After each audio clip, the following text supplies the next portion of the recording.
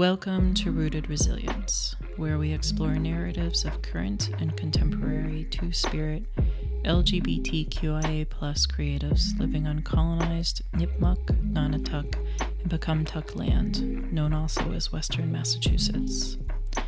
I'm Em, and I'll be your host for this episode. Today we bring you a conversation with three of the co-directors of Translate Gender, a trans-led, consensus-run nonprofit organization based in the Northampton area, supporting trans, non-binary, and gender-expansive community members to find their power and autonomy. With support programming for youth and caregivers, community resources, and happenings like the Trans Day of Visibility Resource and Art Fair, mentorship pairing trans, non-binary, or gender-expansive youth with a PAL, possibility adult leader, and more, Translate Gender is an organization that's become a beacon of hope and a model of community, convening for the TNGDI community and our allies in the region.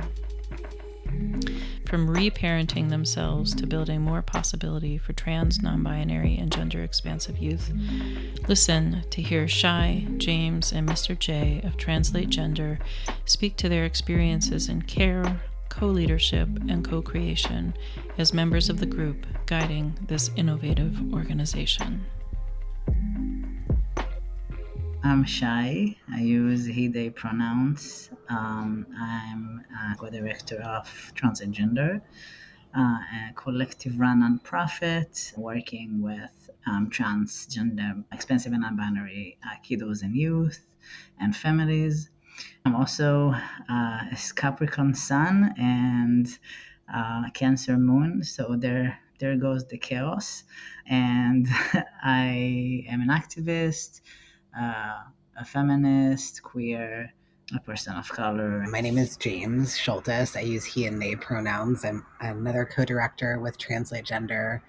We're really excited to be in community, and this is a really awesome opportunity for us to talk together. The more times we can just be together, it's a powerful thing. So we're grateful for that. And I definitely am. And I've been with Translate Gender for the last 8 years. I am responsible alongside our team of incredible staff and volunteers and facilitators in helping facilitate and cheerlead work that young people, their families, and our community are doing. We're peer supported, right? Which means that folks are showing up in their lives with their lived experience, right? Being the experts on who they are, who their family is, resources that they're looking to find, and we share about those things. And it feels creative and ever moving and changing. Growing up not having those connections to trans young people, it's really exciting to see that there are possibilities for young people to see themselves reflected in older kids, in high school students, in trans and gender expansive adults, and that we're getting to kind of reparent ourselves in some way, and seeing those possibilities in our communities of what the future can look like. And that's important even for us adults. Other things that I do in the world that I love are building bicycles and making sure that can be given and gotten by folks that need transportation and want to ride and want to learn, and helping kind of co-create some workshops for people to feel more confident, especially queer and trans and femme folks, where bike building spaces have not been accessible, or to find a bike. And I love to write and do collage, and just pumped to be here. Hello, I go by different names, but Mr. J is usually a good one. I am Afro-Indigenous Dominican, grew up here in the US and DR, and I'm an artist, creative, person all around. And in terms of Translate Gender, a lot of the work that I'm doing right now is around Black, Brown, Indigenous, queer and trans youth and families and folks of all ages. And my work centers around creative arts healing. What is lighting me up right now? the idea of having my hands in the soil. I've been, really into starting seeds and planting gardens and planning medicine making, writing songs and poems, being with community, and just looking forward to some warmer days. Translate Gender is something that we did not start. We're like the second and third generations, right? And like the ever evolving generations of what was once a community project that was started at the Smith College School for Social Work to respond to a need to have trainings and education at this historically single gender institution for trans inclusion.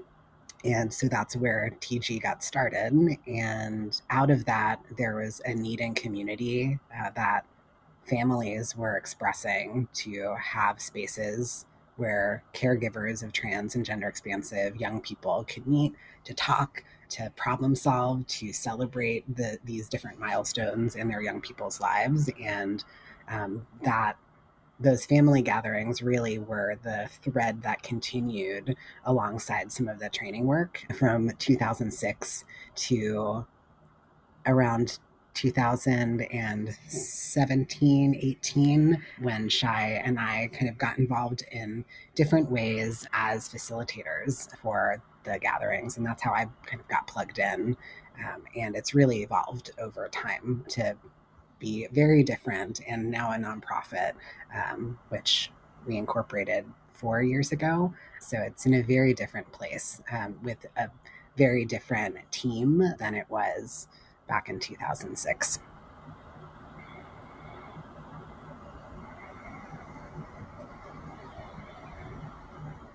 I can add to that too. Yes, I joined Transgender in 2019 as a facilitator together with James, as James mentioned, and then continued as an intern. I was doing at the time my MSW at Smith College, and I was the first intern that Transgender ever had.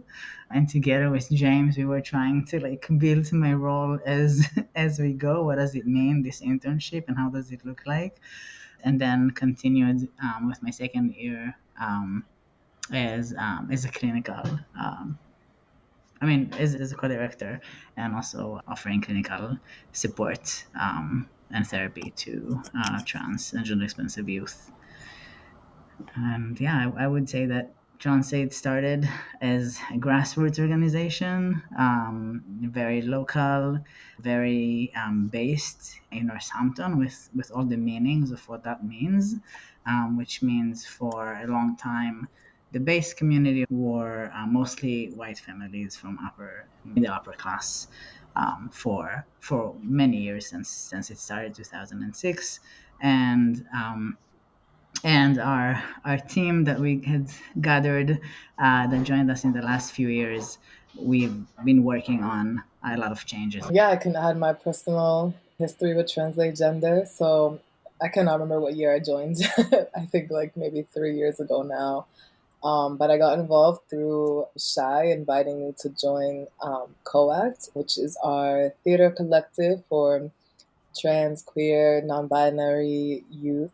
And at that point, they had written a musical and needed support from someone who knew about writing songs and composing. So I came in to compose the music, and that was such a beautiful experience getting to work with the youth and collaborate with them to really write these songs. Ended up being in the play by the end of it. And after that, started being involved with our family gatherings and just kind of stayed around and continued to be more and more involved in Translate Gender. So yeah, it's been mostly my history, and now focusing more with like our Black, Indigenous, Latine families.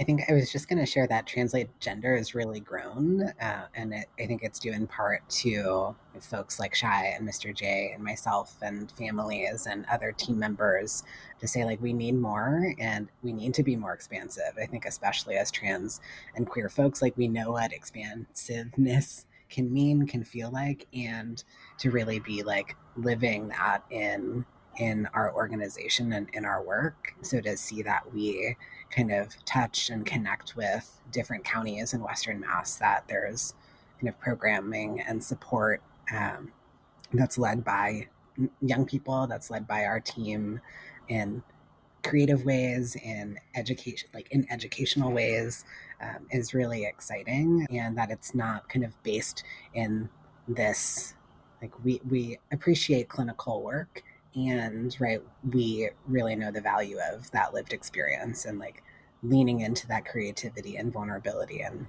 that really is the most powerful thing that we can do for ourselves and other people.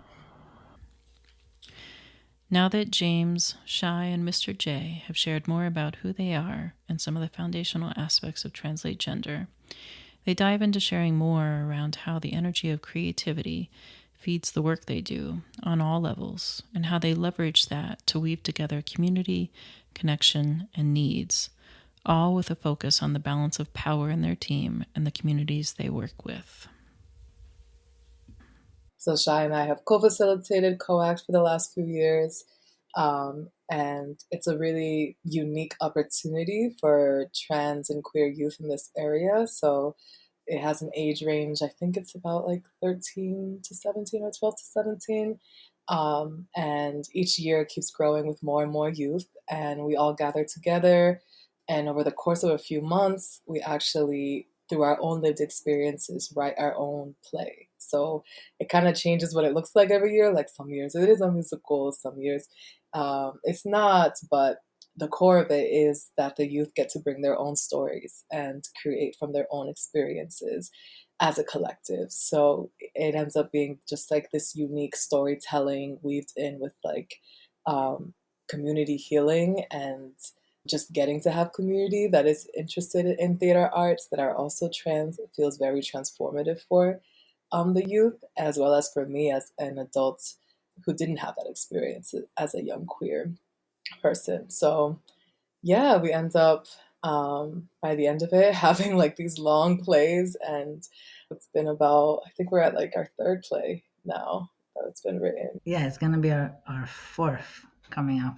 Yeah, just to say that, COACT is a community theater for trans and gender-specific and non-binary youth, and the power, I don't know, I related all my life to the power of community theater, right? Because is community is coming together and creating from lived experiences and offering care to each other and care to the communities that come to see those stories, to listen to those stories. And I think as trans and non-binary people, we're so used to have our stories written by cis folks, right, for so long, and it's just has been a space where we can, especially youth being even more vulnerable, right, like a space for them to tell their own stories on their own and the way that they want to tell it.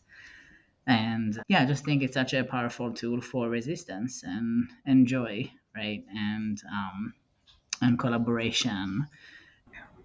Something else that I think about related to creativity and like how we're moving through our programming and connection and community and how we're showing up as team members of TG is not only in maybe creating artwork, right, or a performance, but the way that we're kind of creatively thinking, how we need to be shifting in the way we move through the world and kind of thinking critically and creatively about like what that looks like. And with our youth leadership team, with young people that we're working with, we're also creating trainings and workshops and thinking about how do we weave our stories in creative ways that I think, as Shai said, like can reach an audience that can hold our hearts, right, and have folks kind of build more understanding, and hopefully feel activated in a good way, right, to take action, to be in conversation with other folks that we may not be connected with. And I think that it's like that like strategic creativity, right, of like how do I like wield this power of like our brains and our hearts to do X. And so I think like that's another piece, or the creativity and like how programs are made and thought about, and weaving in community voice and need. And I think of Mr. J, right, thinking about the like conversations that they're having with folks, and it's like, okay, how do we like actually respond to what folks are saying, and build a program that may not exist, or it exists in this way, but it doesn't work for all of our community. So we need to shift that and change that. And I think we kind of challenge each other to think a little bit more creatively and out of the box, to build programs. And also, I think about like the evaluation or the reflection that we have to kind of put those pieces of feedback into action.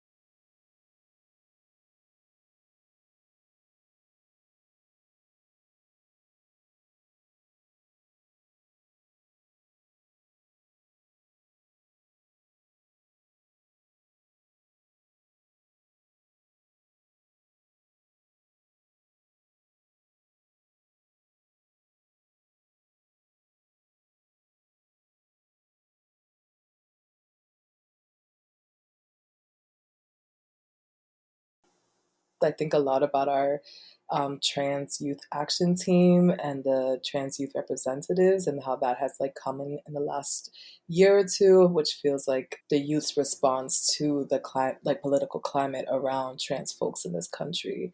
I think like the work, or like what we're seeing within our TG community, is young people feeling like they want to be together.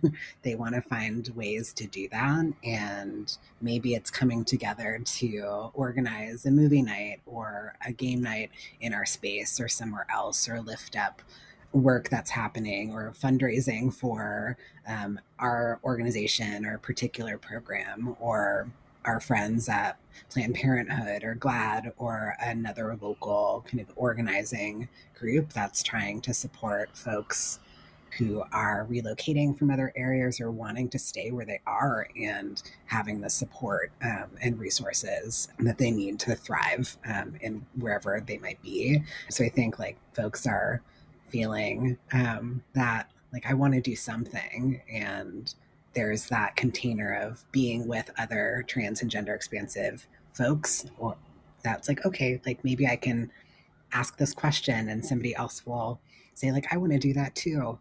I think we see that with our family groups too. We have a pretty wide network of caregivers of trans and gender expansive young people, and like over 300 people, right, that we're plugged in with regularly, that we've seen at different programs, that are asking lots of questions and are sharing their like hopes and dreams and fears, and that influences our work, right, and how we might be responding, what resources we feel like we have, or what capacity we might have, and also where do we need to like plug in and say like, okay, where are our friends, and think creatively about like how folks can plug in, and will they be safe to do that? Is it accessible? In a world that is designed for systemic oppression, at a time when the rights and inherent value of the two-spirit LGBTQIA+ community particularly those who are trans, are being questioned at the level of the government, the team reflects on how they engage with and work with the question of safety. Their ultimate goal is collective decision-making that redesigns power structures. That's been, I think, the question that comes up for me a lot is, if we do this, will we be supported? Will we be safe? Will we be held? Because we want to keep doing this work. I think each of us feels really committed to showing up and making sure that we can take good care of ourselves in that process, and our community that is looking to us and other groups like ours. Yeah, and I think it's also important to add that it's definitely been very scary times, and also for many of folks in our community, it's always been scary times. This is not to reduce the scariness of this, the fascist regime that is forming and has been forming for a long time. But definitely, depending on your identities and your access to resources, many folks in our community are the most vulnerable folks in our community, such as that, Black and Indigenous and trans femmes. That has always been scary times for them, and have always been in the most risk for violence and transphobia and racism and misogyny in our society.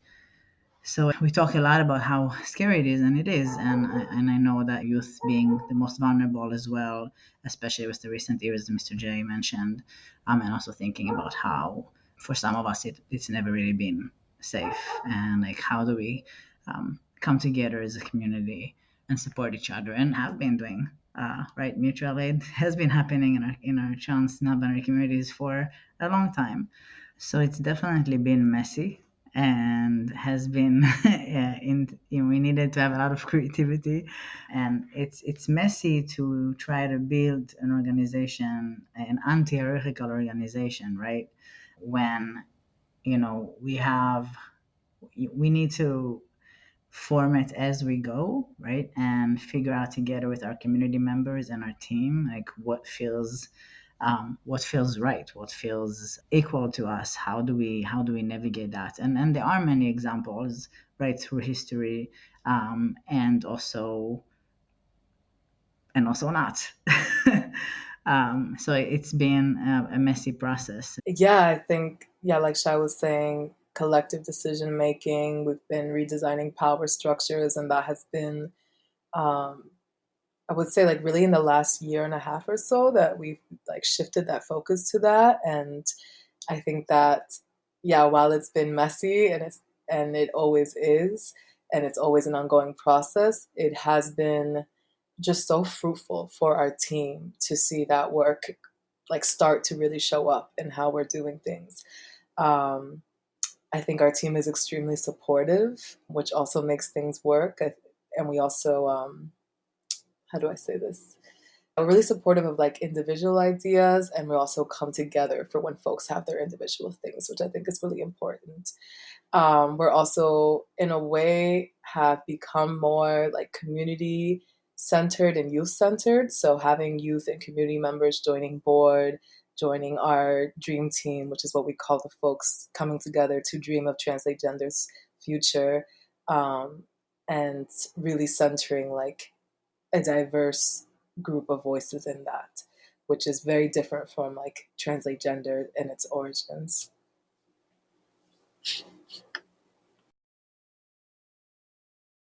I love consensus building, and that's interesting. I think coming into an organization or a group before we were incorporated, that was consensus based, but to like really live that now with a much larger team, it's much easier to come to a consensus when there's two people. Right.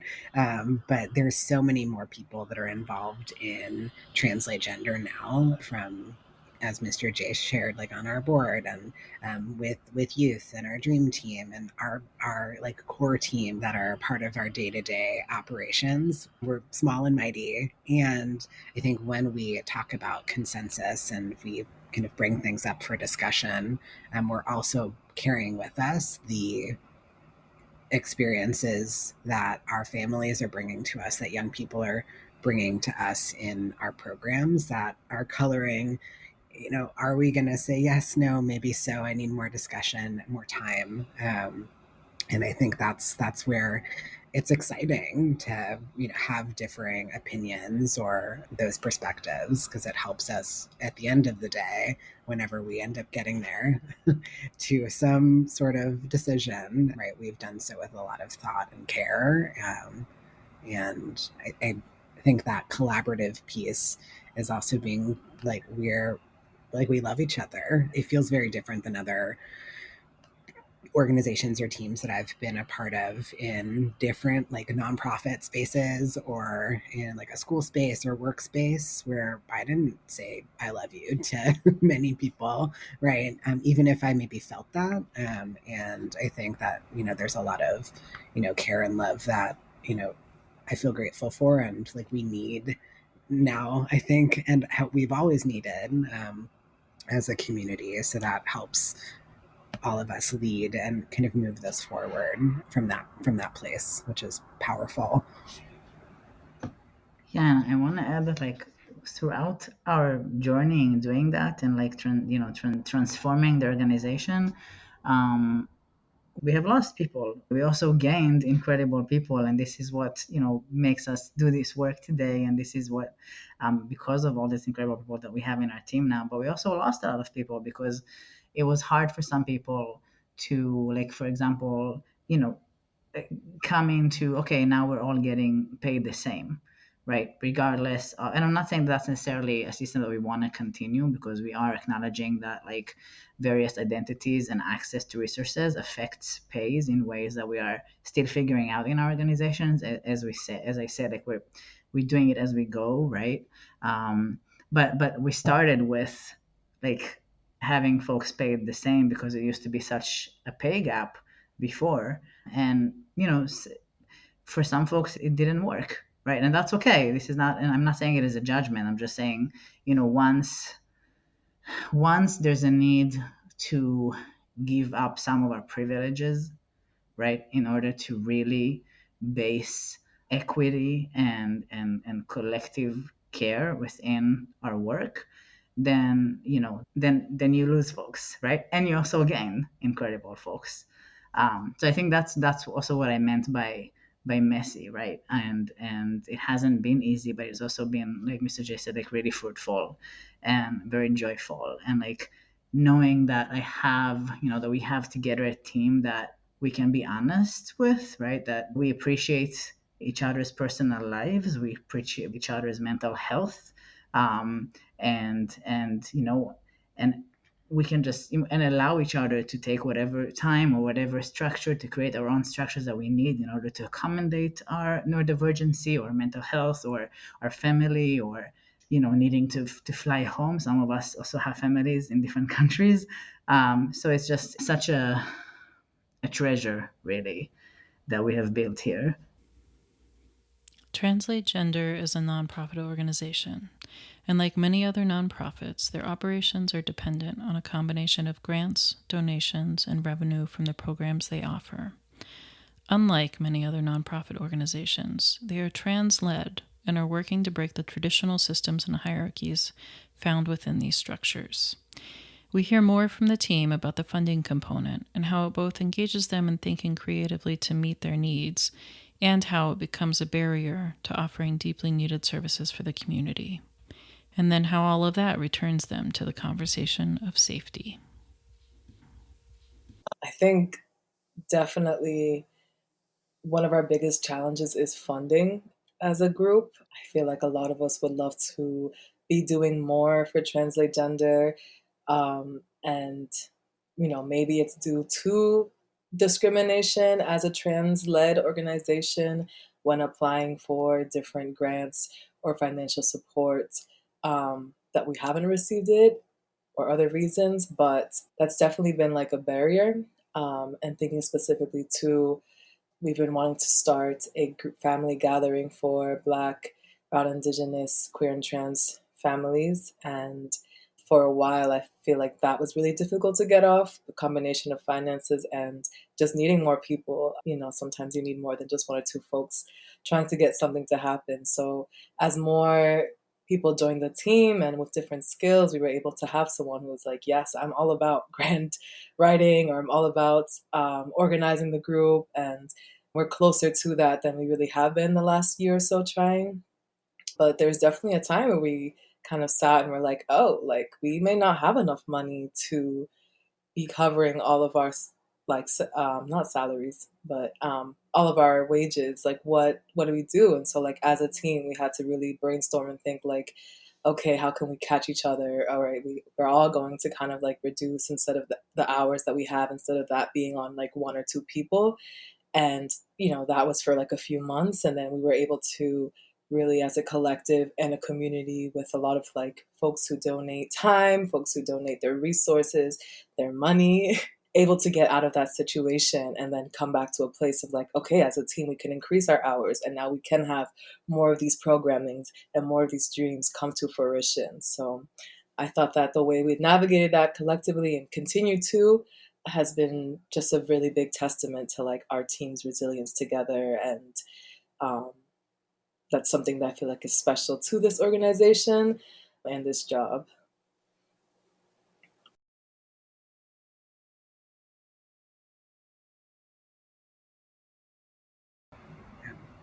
Echo a lot of what Mr. J shared. I think we'd all love to go full in and, what does that really look like? And really to support, because we're all trans identified folks and working in community too, thinking about, making sure that we can, support, love on, pay our team, our facilitators, our folks that hold multiple historically underrepresented, marginalized identities, right? And making sure that we can keep folks thriving and get where folks want to be. I think another challenge, and this is something that I think has only escalated with the current administration, is fear and safety of the work that we do, and making sure that we can protect as best we're able our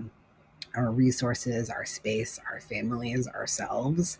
And we've seen, as probably many folks have seen, folks feel more emboldened, empowered to be transphobic, to be racist, to be all of the isms that we have always been present. And I think that's something that we've had our families and collaborators and our team talking about. And I think we are doing the best we're able to and continuing to learn and put safety procedures and protocols in place, and it's ever evolving. And I think especially in a digital world, right? How can we really be protected? We've been at different tabling events. We've been in community where, after that, our team has experienced doxing and horrible emails. And so I think holding the realities of like what does that mean, being out front, doing this work, being public facing, how do we protect, if we'd like to, right, our names, our families. And we've talked a lot about that as a team and tried to be as responsive and proactive. And I think that's ever evolving. And we're grateful. I feel grateful to be in some spaces with other LGBTQ, queer, trans, BIPOC orgs that are thinking and have been talking about these things for years. And we're small, right, with not a ton of resources and people power, right, to do all of the things that we might like to do, right? Some of that does take money and funding. Some of those things are free. So I think that that's going to be an ongoing challenge, but we want to take that on head on, so we can ensure the continuation and growth of this amazing organization, these amazing humans that are connected to TG as staff, as families, as collaborators.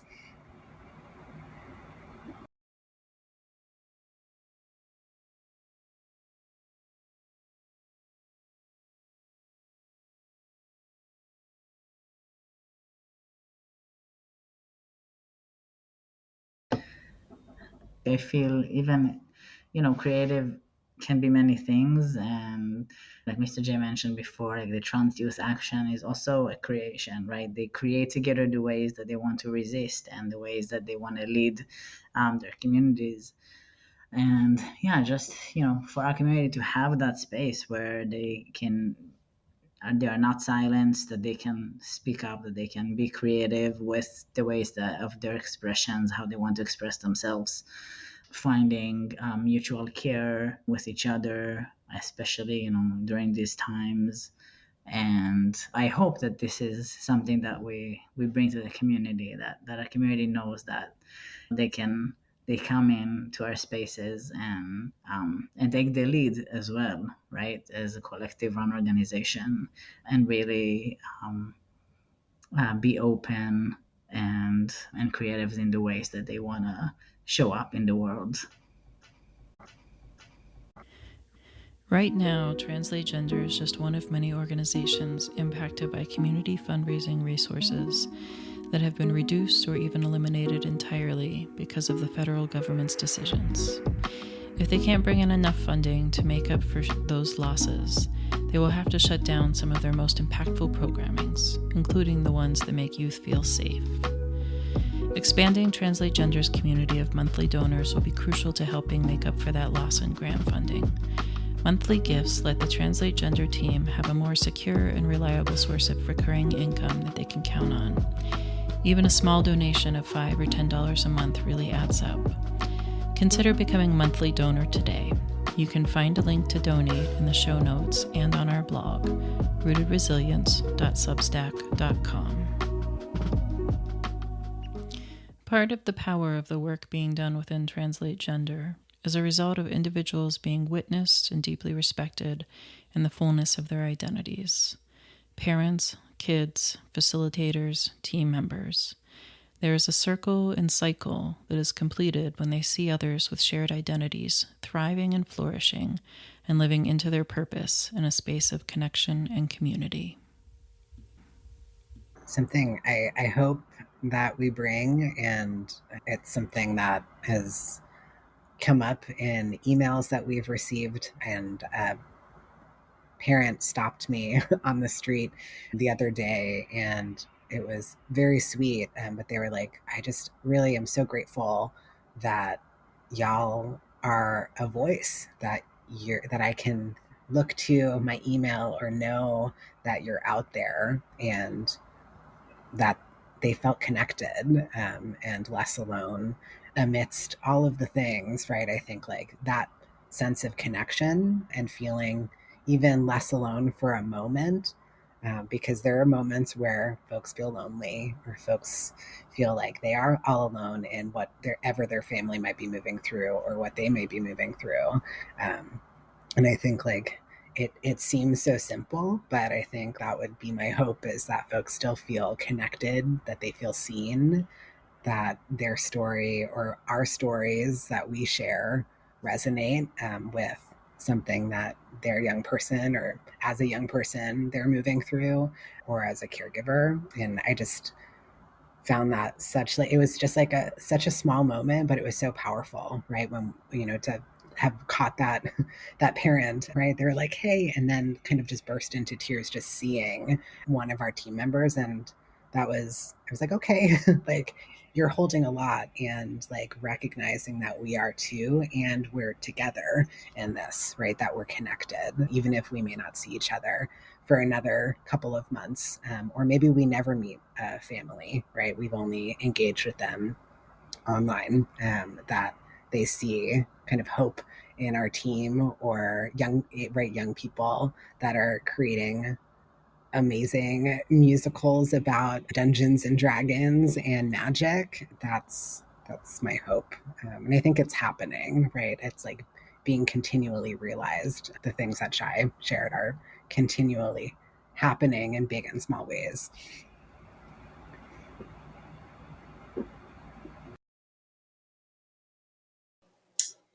Yes, with everything that y'all have shared, I think for me too, as someone who has lived in the Western Mass area for almost 10 years now, I feel like there is such a isolation with like trans folks of color here. And it's not that we aren't here, it's that somehow we like struggle to find each other. So I really hope that Translate Gender can be a community space that like fosters that connection. And yeah, it's just magic and beautiful healing happens when we actually are able to find each other. And I've seen that within my community, and I've seen that with other organizations who are also doing the similar work here and in Western Mass. So that's also something I'm dreaming of for our community.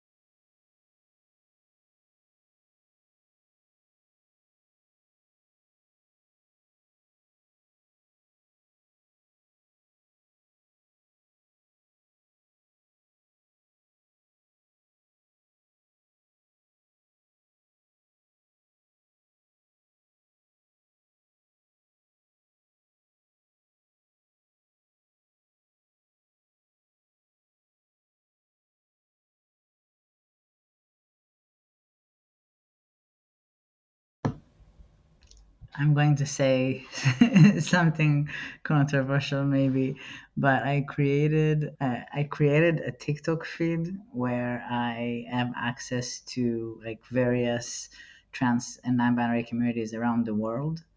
And I know it's only TikTok, although there is what to learn, but a lot. But I'm just saying, I don't know. It's been really important for me to connect with our communities around the world, like learn from their work, and the ways that they've been doing, also dealing with various governments, and it's just been really empowering and inspirational. And I think sometimes we forget how big the world is, and I find this global, like collective efforts and community to be so meaningful to my work here and my work in the world. And it took me a long time to create that algorithm in my feed, but I have like a specific account that's what I do, and it's just been really hopeful and yeah.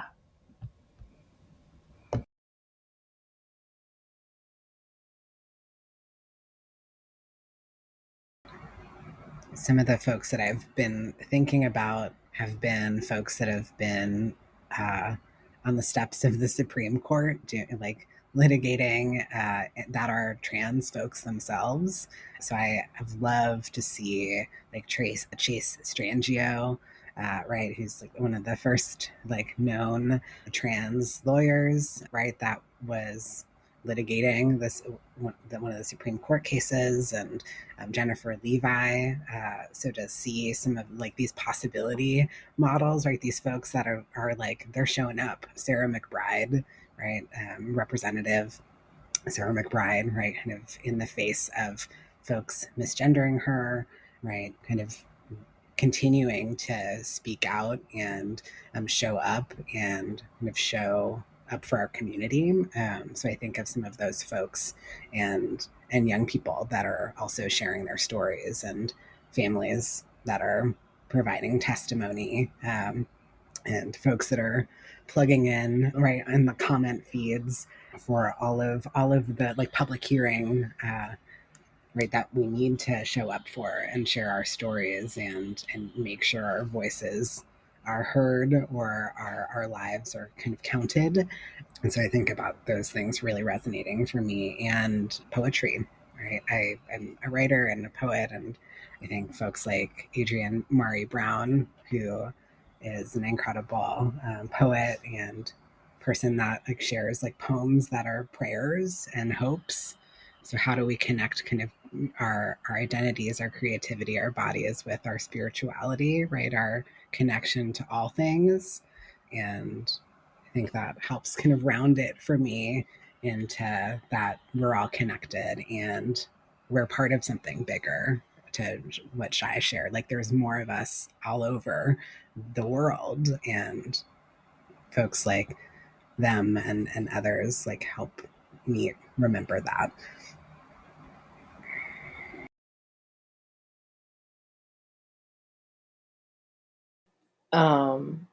Yes, on everything that was shared. And for me, in my personal life, grief has been my companion lately.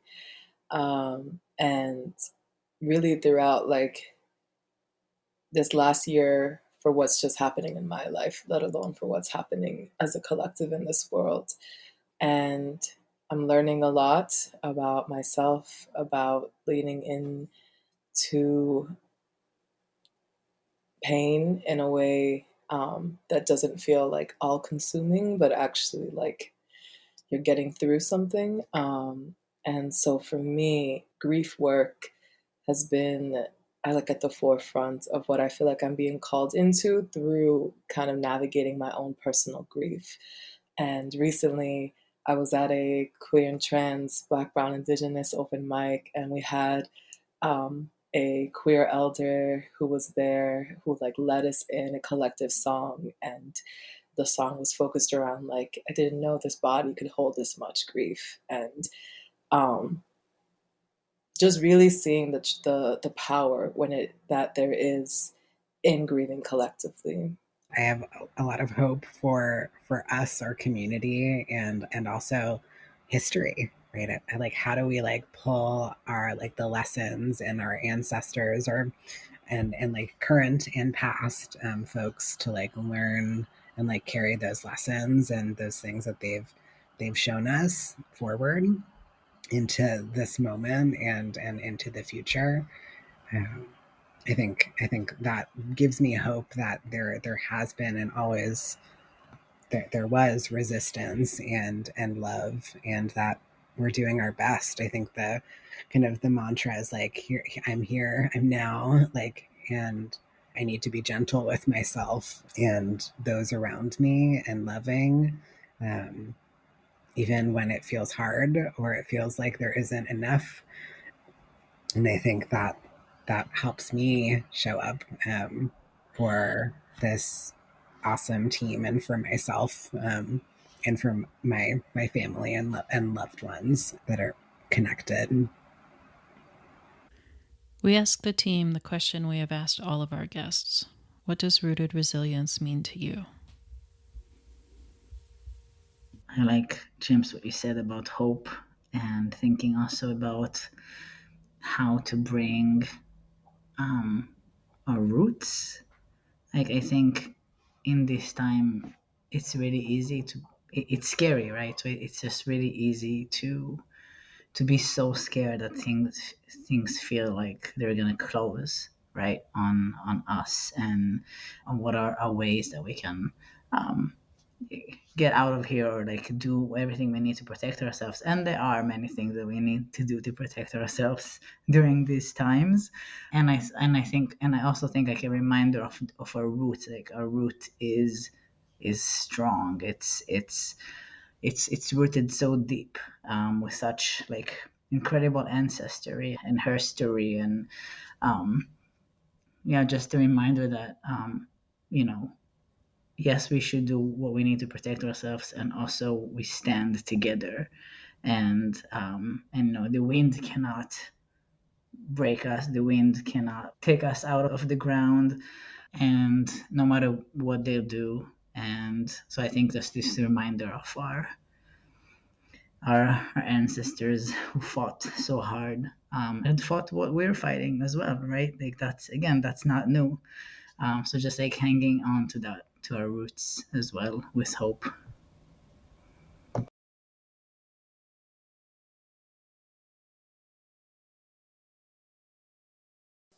I think one of the things I think about is being rooted is to be grounded, right? To be connected, to be a part of a system. And I think about that in our work at Translate Gender as queer and trans folks in Western Massachusetts, in the world, and connected to each other as a team, right? In love, in solidarity, in I think that rootedness and connectedness there. And then that resilience for me is power. And I think about, how are we showing up in our power, right? And that being in our own selves and our identities with our history, with the folks that are connected and around us, that we may have traversed a rocky terrain and will continue to, probably in different ways in our life. And we're together and held in that journey and those experiences. Yeah, I'm adding to James, and also it might be a bit repetitive from what I said before, but yeah, it's just a reminder of like where we came from, right? And how also as trans and non-binary people, but also in like other various identities of like stories of resilience and survival, and how thinking of where we come from, where are we today as a collective, where are we going to, right? Is for me rooted resilience. I think for me, it's like where do I draw my like strength and my grounding and my will to continue. And for me, that's in my spiritual practices, in my ancestors, um, and in my culture. We have survived so much through being so community oriented, and I think that's such a beautiful thing that has continuously been under attack through white supremacy and colonization and all the things that come from that. So yeah, I think those two things are a big thing for me, and also, being grounded in my values and my belief for liberation, and that is something that can be seen within our lifetime, and to not let go of that. This podcast is part of the Rooted Resilience Project, made possible through the generosity of these supporters and sponsors. Lemon Bakery, a queer and trans-owned bakery in Amherst, Massachusetts, run by Rory Hansen, providing homemade, locally sourced, seasonal baked goods with curbside pickup and delivery service. High Five Books. High Five Books is an inclusive kids community bookstore in Florence, known for graphic novels, middle grade readers, and picture books. Their collection focuses on social justice and LGBTQIA+ themes. Mass Humanities and the Mass Cultural Council, supporters of the Rooted Resilience Project through the Expand Massachusetts Stories program. Mass Humanities and the Mass Cultural Council, supporters of the Rooted Resilience Project through the Expand Massachusetts Stories program. And Bombeck Center for Arts and Equity, a world-class performing arts space in Florence, Massachusetts, home to music, film, theater, dance, and memorable community gatherings. Visit bombex.live/events to learn more and get tickets to performances. Thank you. To learn more about becoming a sponsor, visit rootedresilience.substack.com/sponsors. The Translate Gender team shares one final reflection with us when we ask about what they might like to share with those who are listening in, both allies and those within the Two-Spirit LGBTQIA+ community. From my experience, to be very vigilant of who they are in the space, and who is around in the space as well.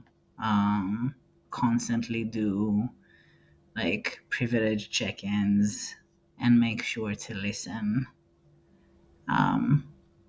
if they hold more privileges in the situation, and what does it look like to do this check-in with ourselves. And yeah, I think this is an important practice within the work that we do. And I think especially, sometimes it's so easy to put like, this umbrella of like, oh, we're all like trans, non-binary, gender expansive folks, which we also are, and also we are not all under the same umbrella. And I think sometimes when we do that, we erase various identities, cultures, and the definitions, or like the examination of like the power dynamics in the room. So I would suggest that to folks, and also to recognize that power dynamics and privileges and marginalizations constantly shifts depending on the environment and the situation. So these check-ins are needs to be, renewed each time. Yeah, I would say finding your people and being expansive to what that means. My people are my cat who's just on my lap, and the river who I go to, and my team who's here, and my friendships and my family. And yeah, so just being expansive about who you're leaning into and connecting to, and not to be afraid to be the person who starts something. A lot of times, like, there's 10 of us in a room being like, yeah, this is really needed.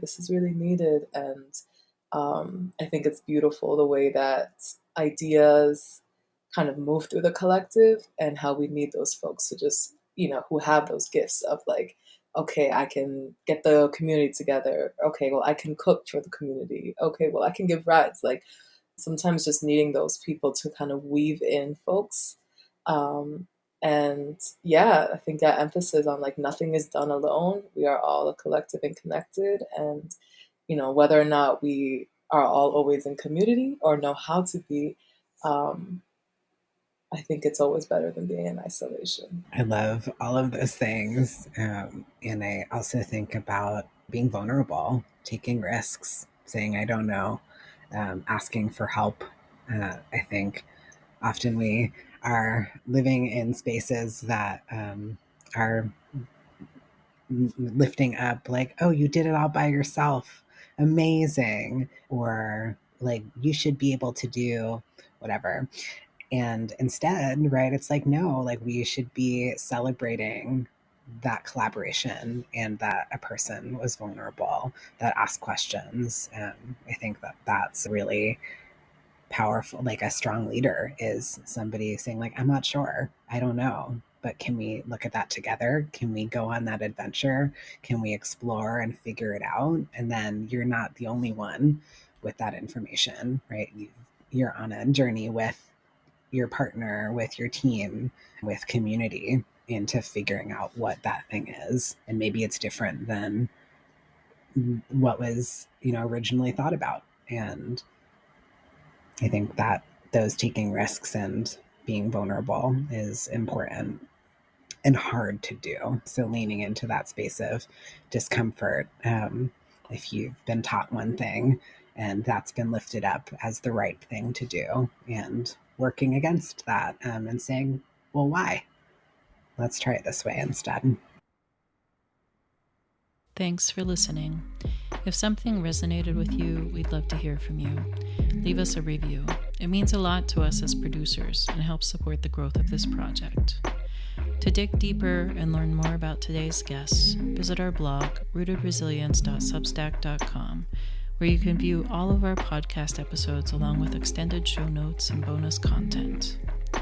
Rooted Resilience is a grant and community-funded project, and we still have a way to go in meeting our goal to fund our first season. So if you're passionate about supporting LGBTQIA+ creative futures through the preservation of our histories, visit givebutter.com/rooted resilience to make a donation. All dollar amounts are vital and greatly appreciated. Thank you for centering Two-Spirit LGBTQIA+ creatives with us. This work is more meaningful than ever as we face even steeper challenges in preserving our history for future generations.